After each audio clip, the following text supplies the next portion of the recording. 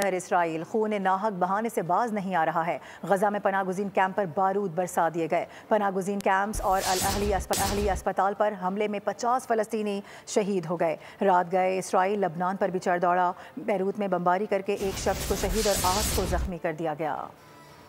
مظلوم فلسطینیوں کی نسل کشی جاری۔ صہیونی فوج نے پناہ گزین کیمپ اور الاہلی اسپتال کو نشانہ بنایا، جہاں بڑی تعداد میں خواتین اور بچے موجود تھے۔ اس حملے میں کئی معصوم موت کی نیند سلا دیے گئے۔ عید الاضحیٰ کی نماز سے صرف 1 گھنٹے قبل اسرائیل نے بیروت پر بمباری کر دی۔ اس جارحیت سے کئی عمارتیں تباہ ہو گئیں۔ اسرائیل نے الزام لگایا کہ یہ مقامات حزب اللہ کے ڈرون پروڈکشن یونٹ تھے۔ یہ چوتھا موقع ہے جب جنگ بندی کے بعد اسرائیل نے لبنان پر حملہ کیا ہو۔ اس حملے میں اقوام متحدہ کا دفتر بھی نشانہ بنا۔ اس میں جنگ بندی پر پیش رفت بھی جاری ہے۔ حماس رہنما خلیل الحیہ کا کہنا ہے کہ حماس سے امریکی نمائندے اسٹیو وٹکوف کی تجاویز رد نہیں کی، کچھ تبدیلیوں کا مطالبہ کیا تھا۔ ان کا کہنا تھا کہ حماس جنگ بندی مذاکرات کے نئے دور میں شامل ہونے کے لیے تیار ہے۔